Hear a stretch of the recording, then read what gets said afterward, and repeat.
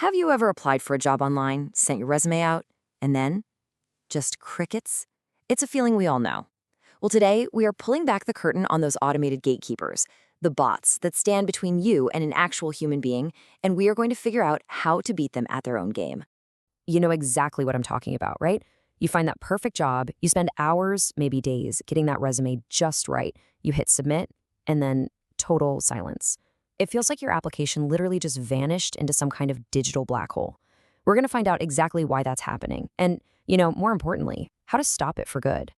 So, what's our game plan? First, we're going to demystify that resume black box. Then we'll get into the 2 golden rules you absolutely have to know. From there, it's all about action. We'll dive deep into formatting, keyword strategy, and how to fix those common mistakes, all building up to a final action plan that you can use every single time you apply for a job. Okay, so what exactly is this mysterious black box we're talking about? Well, that machine that's filtering your resume before a human ever gets a chance to see it, it has a name. It's called an Applicant Tracking System, or ATS for short. The best way to think about an ATS is like it's a digital filing cabinet and a nightclub bouncer all rolled into one. It's just a piece of software that scans your resume, tries its best to pull out the key information like your job titles and skills, and then it filters you either in or out based on a bunch of rules someone programmed into it. It's not personal, really.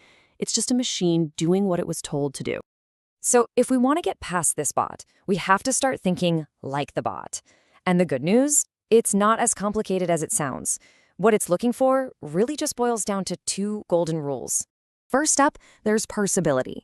That's a fancy word for a simple question. Can the software even read your resume and make sense of it? If it can't figure out your job titles or dates correctly, you're out. Simple as that. Second, relevance. Does the actual content on your resume, the words you use, match the keywords from the job description? See, the system is just playing a matching game. You have to nail both of these. Now, this quote right here, this is probably the single most important mindset you can have through this whole process. You have to treat the ATS like it's a very strict, very literal reader of just plain text. Forget the fancy designs, the bot doesn't care. Keep it simple and keep it clear. Okay, so with that plain text mindset, let's get practical. We're going to start with rule number 1, parsability. How do you actually format your resume so the machine can read it without getting confused? The most important thing here is to just keep it simple for the machine. And that means a single column. No fancy sidebars or anything like that.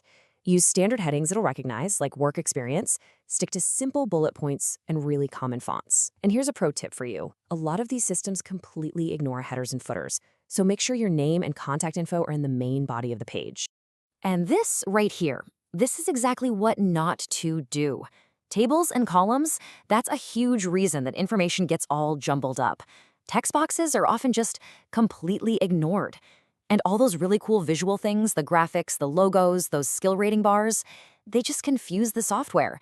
Even a creative section heading, like, say, my superpowers, could cause the system to skip that entire section because it just doesn't recognize the term. People always ask this one, should I use a PDF or a Word doc? The simplest answer is, just do what the employer asks for. If they don't say, the safest bet is to have both versions ready, run them through a resume scanner online, and just see which one gets read more cleanly. Modern systems are getting a lot better with PDFs, but it's always safer to check. All right, so a clean format means we've solved for parsability. Now it's time for that second golden rule, relevance.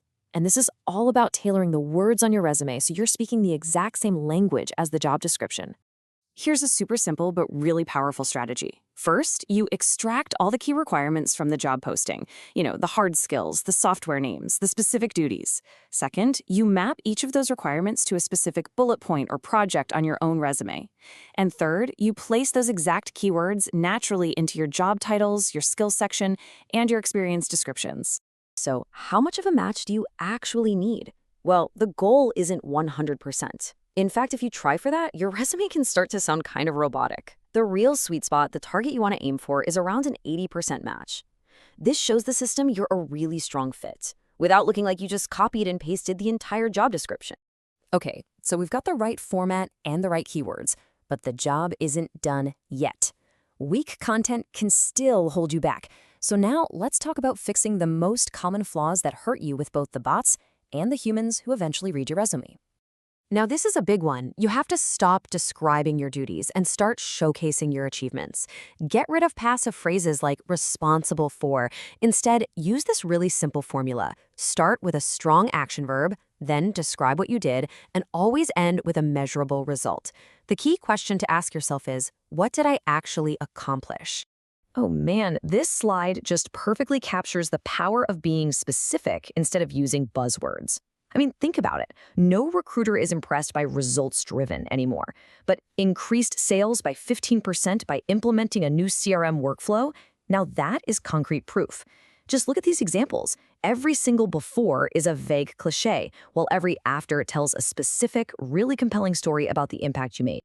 We have covered a lot of ground. So now, let's pull it all together into a really clear action plan, a workflow that you can use for every single application to maximize your chances of getting through. And here it is, your 7-step checklist for beating the bots.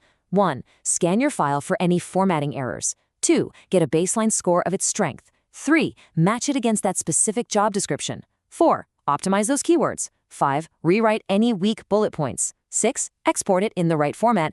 And 7, and this is key, apply, and then track your results so you can see what's working and what's not. So let's just end with this thought. The job search, it can feel really personal and super frustrating. But what if the biggest thing standing in your way isn't a person judging you, but just a process? A process that you now have the blueprint to finally master. Thanks for tuning in.